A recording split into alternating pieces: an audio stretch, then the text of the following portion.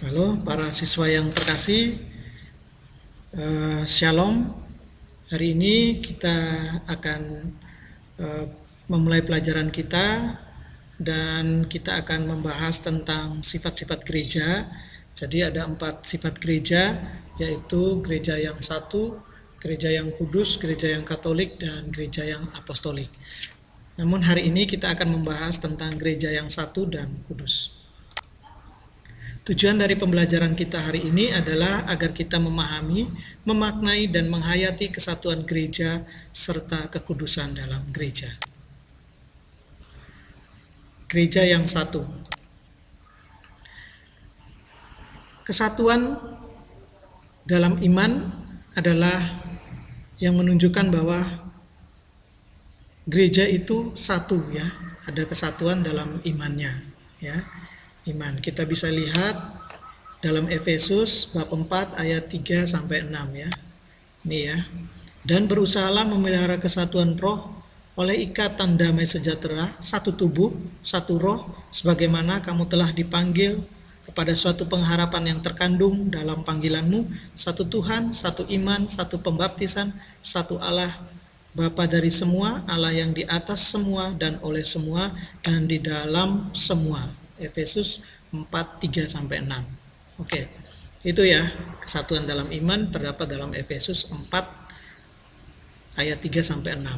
Itu terkandung dalam Injil Yesus Kristus yang diwartakan, ya. Jadi kesatuan iman itu terkandung di dalam Injil Yesus Kristus yang diwartakan. Kemudian yang kedua, kesatuan iman dapat dilihat dengan kesatuan dengan Paus, ya. Paus, pemimpin tertinggi Gereja Katolik yang berkedudukan di Roma, di negara Vatikan, ya. Kesatuan dengan Paus ini merupakan kesatuan yang kelihatan. Jadi kita bisa melihat tempatnya di mana, ya, siapa pausnya. Ini kesatuan yang kelihatan. Kemudian kesatuan gereja yang satu itu ditandai dengan kesatuan iman, ya, iman akan Yesus Kristus. Dan iman ini tidak statis tapi dinamis, ya, sesuai dengan perkembangan zamannya, ya. Tapi juga gereja tetap mempertahankan, ya, identitas dirinya meskipun zaman ini berubah. Berikut hierarki, kesatuan dengan hierarki. Siapa itu hierarki? Hierarki adalah pemimpin gereja, ya, seperti Paus tadi, ya, imam, uskup, ya.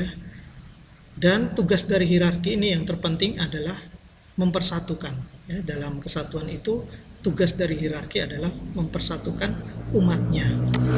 Kemudian kesatuan dalam Roh Kudus, ya. Nah, Roh Kudus ini merupakan jiwa dari gereja, ya. Jangan lupa gereja itu satu dalam Roh Kudus, ya.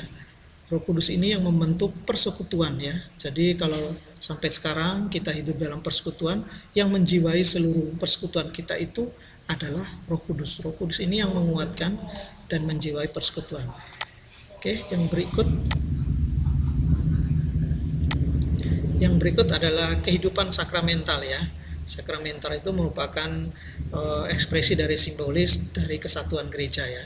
Jadi ketika kita menerima sakramen dan sebagainya, kita dipersatukan juga dalam gereja, ya. Ketika kita menerima sakramen-sakramen, ya, kalau dalam gereja Katolik ada 7 sakramen, ya, dari baptis sampai pada sakramen perbinyakan suci yang terakhir. Oke, itu gereja yang satu. Nah, semua apa yang telah kita bahas ini terarah pada kesatuan semua orang, ya. Jadi bukan hanya persatuan dari gereja saja, kesatuan gereja, tapi terarah pada kesatuan semua orang di luar gereja juga. Dan ini yang kita usahakan, ya. Sebagai anggota gereja, umat Allah, kita mengusahakan persatuan semua orang, ya, dengan menunjukkan kebaikan-kebaikan kita, ya, berkat-berkat kita yang kita berikan kepada semua orang. Kemudian gereja yang kudus, ya. Gereja yang kudus. Nah, kudus itu bukan saja berarti sarana atau tempat, ya, tetapi Allah itu sendiri, ya. Kita menghormati Allah sebagai Allah yang kudus, ya, bukan hanya sarana atau tempat, ya, kudus dalam arti gereja yang kudus. Oke. Berikut dari pihak manusia, ya, ada tanggapan atas karya Allah ya. Jadi di dalam kekudusan itu ya kita sebagai manusia kita menanggapi karya Allah ya. Allah yang kudus, Allah telah menguduskan kita menanggapi karya Allah itu. Kemudian bukan soal jabatan juga ya kekudusan itu. Bukan jabatan sebagai imam, biarawan, biarawati ya. Kita mengusahakan kekudusan ya, tapi bukan jabatan sebagai jabatan ya. Kekudusan itu lebih dalam berarti sikap hidup yang dinyatakan setiap hari. Jadi setiap hari kita harus menampakkan kekudusan ya. Kekudusan ya dari tutur kata kita, berbicara kita, ya dari sikap-sikap kita, dari bagaimana kita membawa diri kita, menghormati orang lain dan sebagainya, toleransi, yaitu kekudusan yang kita nyatakan dalam hidup sehari-hari. Berikut, kekudusan juga itu terdapat dalam unsur-unsur ilahi lah.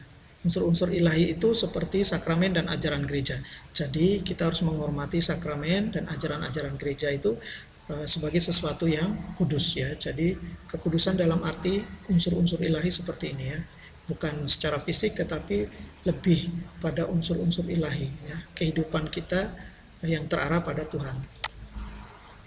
Oke, yang berikut sebagai anggota gereja ya kita dipanggil untuk menjadi kudus ya sebagai anggota gereja. Ketika kita menerima sakramen baptis berarti kita dikuduskan ya, kita sudah dikuduskan dan kita akan membawa kekudusan itu sepanjang hidup kita ya. Dalam keseharian hidup kita dipanggil untuk menjadi kudus. Dan yang terakhir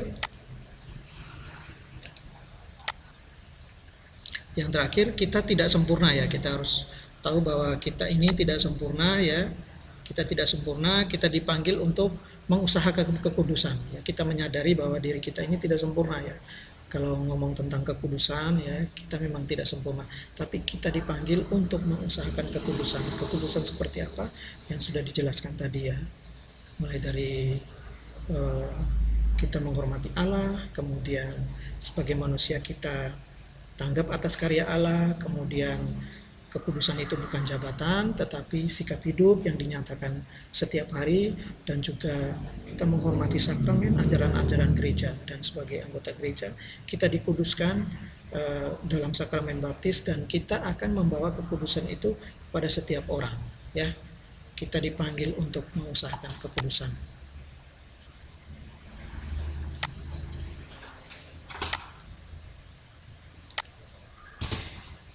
Oke, sampai di sini dulu.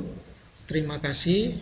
Ini secara garis besarnya, nanti Bapak harap kalian akan memperdalamnya di Google Classroom ya, materi yang sudah Bapak sampaikan di sana ya. Silakan ke Google Classroom, nanti di sana lebih diperdalam lagi ya.